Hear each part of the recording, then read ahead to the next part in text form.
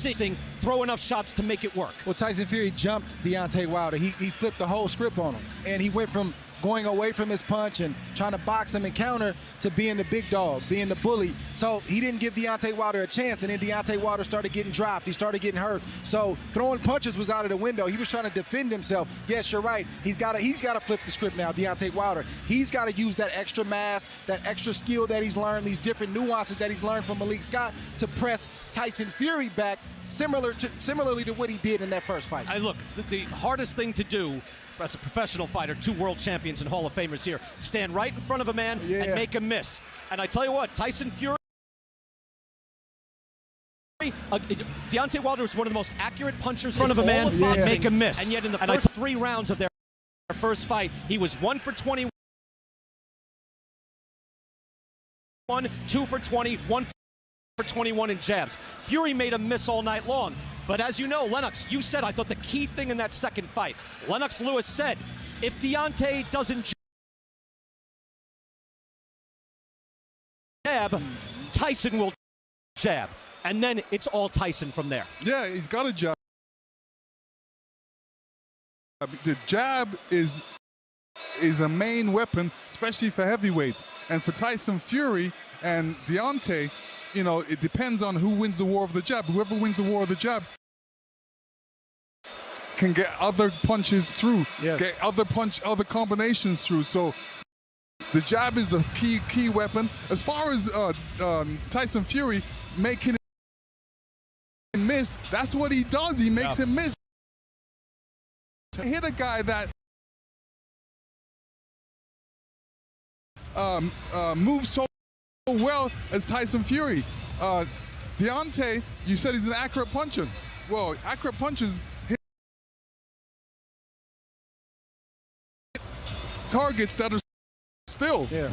But most big heavyweights are not moving like Tyson Fury. Right. Also, if you want to look to what Deontay Wilder can do and that he has a shot in this fight, because look, we all have a feeling of what's going to happen. He put Tyson Fury down twice in that first fight. Fury got up at 9 both times. And in the second fight, you have to give Wilder credit. He never did quit, Andre, and he protested that stoppage immediately. Yeah, there were a lot of opportunities for him to sort of silently pack it in and kind of give his coach the look like, hey, stop it. He didn't do that. You got to give him credit for that. He's not going to go away easily. All right, tactics here ringside as we get ready for the 3rd time around. Kate, back up to you. Good stuff. Thanks very much, gents. Listen, tonight's odds are brought to you by FanDuel. Let's just take a minute quickly to hear a word from them as we get ready for this big heavyweight trilogy. And now for the main event, it's FanDuel Fight Time. Now entering the ring, Tyson Fury versus Deontay Wilder. This will be a monster fight. Download FanDuel Sportsbook today to get exclusive 30-to-1 odds on Fury Wilder. Bet $5 to win $150. Well, tonight's odds are brought to you by FanDuel. Tyson Fury is a -320 favorite to repeat his victory against +260 underdog Deontay Wilder. The public is expecting the Gypsy King to again knock the Bronze Bomber out, indicated by the -110 odds that you're seeing there on Fury by knockout. If you are new to FanDuel Sportsbook, you can bet $5 to win $150 cash on either Fury or Wilder, and you can do it right now. Download the FanDuel Sportsbook app, sign up, and place your bet before this fight starts. All right, we have time to listen to one final comment from each of you. One final thought, Max? It takes a special fighter, and you saw it throughout boxing history. Jack Dempsey, Rocky Marciano, Evander Holyfield, to give up a lot of weight to another great fighter and chase him around. And that's what Deontay does. And he's such a puncher. You see, he's never much more than a 3-to-1 underdog, even though you saw the other guy beat him up in the last fight. And he is a special fighter. Never much more than a 3-to-1 underdog. Even though you saw there's a broad recognition, a consensus that he is not only the lineal heavyweight champion, but the best heavyweight in the world by quite a margin. Deontay is going to have to make up that distance here. And I'll tell you what, Max, at best, we got a speed chess match if Deontay Wilder has, in fact, improved as a boxer. And then at best, we got a big knockout by one of these two. if one of those guys are doing the right things at the right moments. It's going to be a great fight. It sure is. Well, listen, for those that choose to make a career out of taking and delivering punches, there is always only one goal. That is to become champion. But at the other end of every man's dream is another man's nightmare. Right as the towel was coming in, and I'm talking about the towel from Deontay Wilder. That's correct. When I go back to that moment, I wasn't feeling myself. I felt very strange. I felt like a zombie. I felt like my body was just there. There was never any doubts in my mind that I would ever be heavyweight champion of the world. There's nobody else. There's only me. It can only go one or two ways. Either a dream or a nightmare. This'll be the day that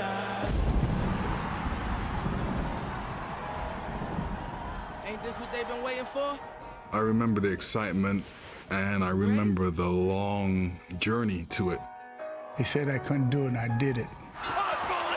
It was an ultimate childhood dream come true. I always knew it. You asked me as a little boy, like, what do you want to be? I'm going to be heavyweight champion of the world. I told my daughter when she was 1 year old that Daddy would be a champion one day. It's destined. It's written in the stars. See my dreams unfold. Nightmares come true. Every fighter goes in the fight thinking that they're invincible, and then you lose it. When that towel was threw in, I was in disbelief. So I was a little shocked, like, what happened, you know? Everything get robbed, somebody pull a gun on me and rob you. That's what they did. It was, I guess, a bad dream, you could say. Just a really bad dream. The loss doesn't define who I am. I've had many losses in my life, and I've bounced back. A legacy, dies when their fighter dies, and I'm still well alive. Amen. This little got his ass handed to him, not once, but twice, and he can't do nothing about it, because he ain't man enough. Hold on, wait a minute. Y'all thought I was finished? The power of my right hand is the power of God, and if you get touched by it, you will be baptized. He said I want to taste blood. This is the Super Bowl of boxing. We have a lot on the line. Another victim to add to his list. Someone's getting knocked the out. We could have history made right here.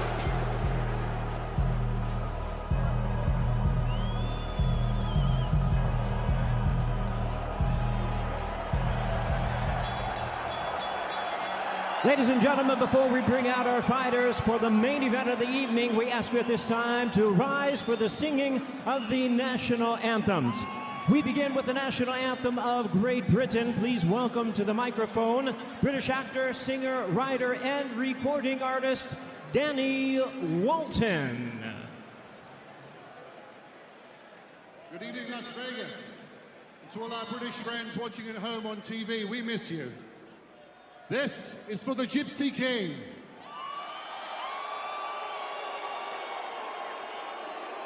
God save our gracious Queen.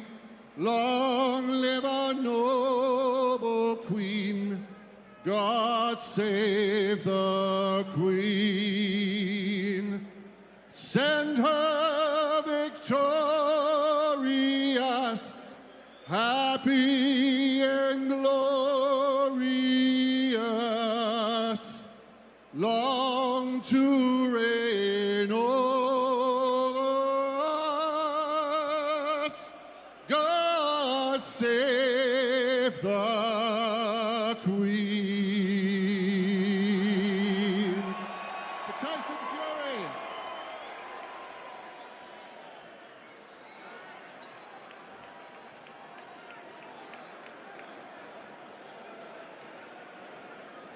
And now we present the national anthem of the United States. Please welcome to the microphone recording artist Brandon Brigham.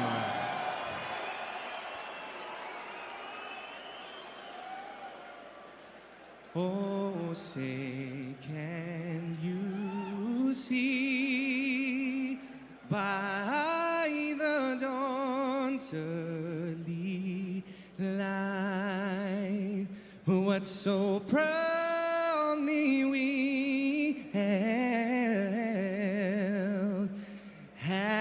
the twilight's last gleaming, whose broad stripes and bright stars through the perilous